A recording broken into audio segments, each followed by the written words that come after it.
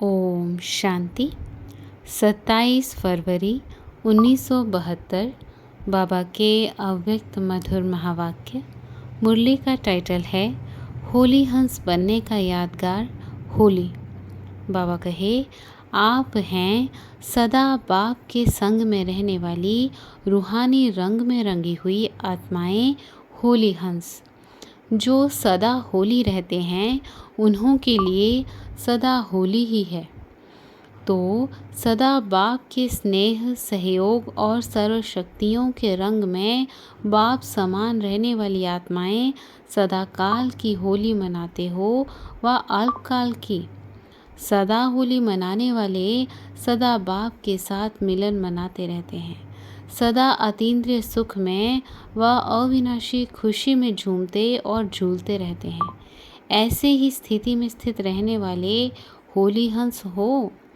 लोग अपने को उत्साह में लाने के लिए हर उत्सव का इंतज़ार करते हैं, क्योंकि उत्सव उनमें अल्पकाल का उत्साह लाता है। लेकिन आप श्रेष्ठ आत्माओं के लिए हर दिन तो क्या हर सेकंड उत्सव अर्थात उत्साह दिलाने वाला है। बाबा कहे, अविनाशी अर्थात निरंतर उत्सव ही उत्सव है, क्योंकि बाप के उत्साह में अंतर नहीं आता है तो निरंतर हो गया ना। तो होली मनाने के लिए आए हो व होली बनकर होलीएस्ट व स्वीटेस्ट बाप से मिलन मनाने आए हो, व अपने सदा संग में रहने के रंग का रूहानी रूप दिखाने आए हो। होली में अल्पकाल की मस्ती में मस्त हो जाते हैं, तो क्या अपने अविनाशी ईश्वरीय मस्ती का स्वरूप अनुभव करते हो। जैसे होली की मस्ती में मस्त होने कारण अपने संबंध अर्थात बड़े छोटे के भान को भूल जाते हैं, आपस में एक समान समझकर मस्ती में खेलते हैं। मन के अंदर जो भी दुश्मनी के संस्कार एक दो के प्रति होते हैं वह अल्पकाल के लिए सभी भूल जाते हैं, क्योंकि मंगल मिलन दिवस मनाते हैं। यह विनाशी रीति रस्म कहाँ से चली, यह रस्म चलाने के निमित्त कौन बने। आप ब्राह्मण अब भी जब होली अर्थात पवित्रता की स्टेज पर रहते हो व बाप के संग के रंग में रंगे हुए होते हो, तो इस ईश्वरीय मस्ती में यह देह का भान व भिन्न भिन्न संबंध का भान, छोटे बड़े का भान भी स्मृत हो, एक ही आत्मस्वरूप का भान रहता है ना। तो आपके सदाकाल की स्थिति का यादगार दुनिया के लोग मना रहे हैं। ऐसी खुमारी व खुशी रहती है कि हमारे ही प्रत्यक्ष स्थिति का प्रमाण स्वरूप यह यादगार देख रहे हैं। यादगार को देखते हुए अपने कल्प पहले वाली की हुई एक्टिविटी याद आती है व वर्तमान समय प्रैक्टिकल में अपने किए हुए ईश्वरीय चरित्र का साक्षात्कार इन यादगार रूप दर्पण में करते रहते हो। अपने चरित्रों का यादगार देखते हो ना, अपनी स्थिति का वर्णन अन्य आत्माओं द्वारा गायन के रूप में सुनते हो ना, अपने चैतन्य रूहानी रूप का चरित्रों का यादगार भी देख रहे हो। यह सभी देखते हुए सुनते हुए क्या अनुभव करते हो। क्या यह समझते हो कि यह मैं ही तो हूँ। ऐसे अनुभव करते हो वह यह समझते हो कि यह यादगार किन्हीं विशेष आत्माओं का है। जैसे साकार रूप में यह निश्चय हर कर्म में देखा कि अपने भविष्य यादगार को देखते हुए सदा यह खुमारी और खुशी थी कि यह मैं ही तो हूँ। ऐसे ही आप सभी को यादगार चित्र देखते हुए व चरित्र सुनते हुए व गुणों का गायन सुनते हुए यह खुमारी और खुशी रहती है कि यह मैं ही तो हूँ। यह सदा स्मृति में रहना चाहिए कि अभी अभी हम प्रत्यक्ष रूप में पाठ बजा रहे हैं और अभी अभी अपने पाठ का यादगार भी देख रहे हैं। सारे कल्प के अंदर ऐसी कोई आत्माएं हैं जो अपना यादगार अपनी स्मृति में देखें। यूं तो देखते सभी हैं, लेकिन स्मृति तो नहीं रहती है ना। सिर्फ आप आत्माओं का ही पाठ है जो इस स्मृति से अपने यादगार को देखते हो। तो स्मृति से अपने यादगार को देखते हुए क्या होना चाहिए। कोई ने बताया तो बाबा कहे, विजयी तो हो ही, विजय का तिलक लगा हुआ है। जैसे गुरुओं पास व पंडितों के पास जाते हैं तो वह तिलक लगाते हैं, यहाँ भी आने से ही, बच्चे बनने से ही पहले पहले स्वस्मृति द्वारा सदा विजयी बनने का तिलक बाप दादा द्वारा लग ही जाता है। इसलिए पंडित भी तिलक लगा देते हैं। सभी रस्म ब्राह्मणों द्वारा ही अब चलती है। ब्राह्मणों का पिता रचयिता तो साथ है ही, बच्चे शब्द ही बाप को सिद्ध कर देता है। बलिहार जाने वाले की हार नहीं होती है। स्मृति समर्थी को लाती है और समर्थी में आने से ही कार्य सफल होते हैं, अथवा जो सुनाया खुशी, मस्ती, नशा व निशाना सभी हो जाता है। यह सभी बातें गायब होने का कारण निर्बलता है। विस्मृति के कारण असमर्थी है। स्मृति से समर्थी आती है और स्मृति आने से सभी सिद्धि प्राप्त हो जाती है, अर्थात सभी कार्य सिद्ध हो जाते हैं। सदा स्मृति में रहने वाला जो भी कार्य करेगा व जो भी संकल्प करेगा, उसमें उसको निश्चय रहेगा कि यह कार्य व यह संकल्प सिद्ध हुआ ही पड़ा है। अर्थात ऐसा निश्चय बुद्धि अपनी विजय व सफलता निश्चय समझकर चलता है। निश्चय है कि विजय हुई ही पड़ी है। जो ऐसे निश्चित सफलता समझकर चलने वाले हैं, उनकी स्थिति कैसी रहेगी? उनके चेहरे में क्या विशेष झलक दिखाई देगी? निश्चय तो सुनाया कि निश्चय होगा, विजय हमारी निश्चित है, लेकिन उनके चेहरे पर क्या दिखाई देगा?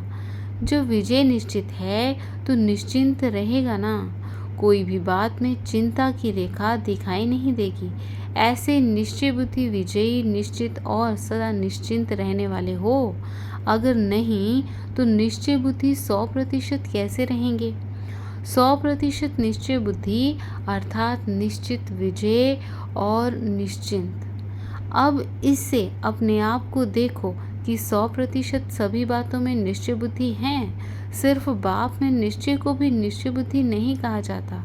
बाप में निश्चय बुद्धि साथ साथ अपने आप में भी निश्चय बुद्धि होनी चाहिए, और साथ साथ जो भी ड्रामा के हर सेकंड की एक्ट रिपीट हो रही है, उसमें भी 100% निश्चय बुद्धि चाहिए। इसको कहा जाता है निश्चय बुद्धि। जैसे बाप में 100% निश्चय बुद्धि होना, उसमें संशय की बात नहीं। सिर्फ 1 मास में पास नहीं होना है, अपने आप में भी इतना ही निश्चय होना चाहिए कि मैं भी वही कल्प पहले वाली बाप के साथ पार्ट बजाने वाली श्रेष्ठ आत्मा हूँ। और साथ साथ ड्रामा के हर पार्ट को भी इसी स्थिति से देखो कि हर पार्ट मुझ श्रेष्ठ आत्मा के लिए कल्याणकारी है। जो यह तीनों प्रकार के निश्चय में सदा पास रहते हैं, ऐसे निश्चय बुद्धि ही मुक्ति और जीवन मुक्ति में बाप के पास रहते हैं। ऐसे निश्चय बुद्धि को कभी क्वेश्चन नहीं उठता। क्यों क्या की भाषा निश्चय बुद्धि की नहीं होती। क्यों के पीछे क्यों लगती है, तो क्यों में भक्त ठहरते, ज्ञानी नहीं। आपके आगे तो क्यों लगनी है ना, क्यों में इंतज़ार करना होता है। इंतज़ार की घड़ियाँ अब समाप्त हुई। इंतज़ार की घड़ियाँ हैं भक्तों की, ज्ञान अर्थात प्राप्ति की घड़ियाँ, मिलन की घड़ियाँ। ऐसे निश्चय बुद्धि होना, ऐसे निश्चय बुद्धि आत्माओं की यादगार यहाँ ही दिखाई हुई है। अपनी यादगार देखी है, अचल घर देखा है। जो सदा सर्व संकल्पों सहित बाप दादा के ऊपर बलिहार हैं, उन्हों के आगे माया का वार नहीं कर सकती।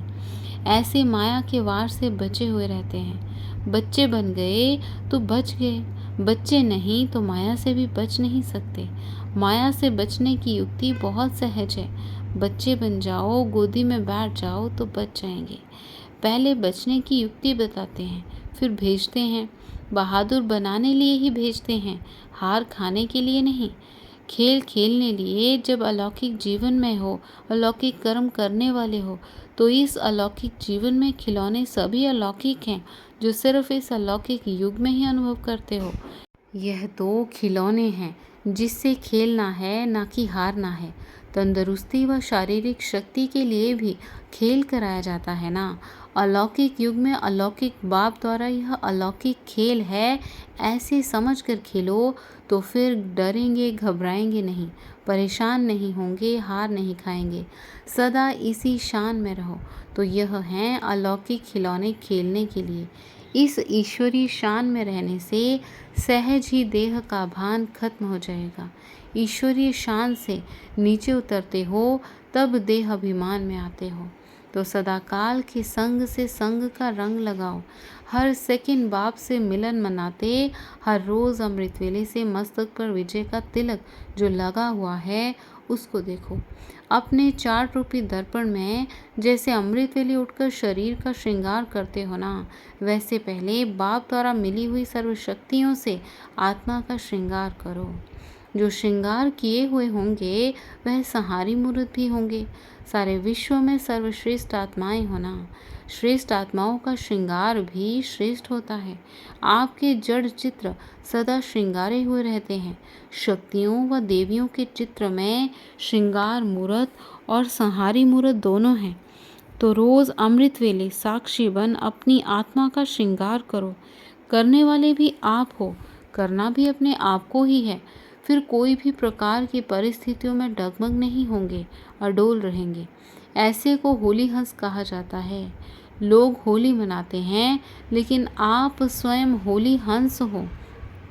अच्छा, ऐसे होली हंसों को होलीएस्ट बाप दादा का याद प्यार और नमस्ते।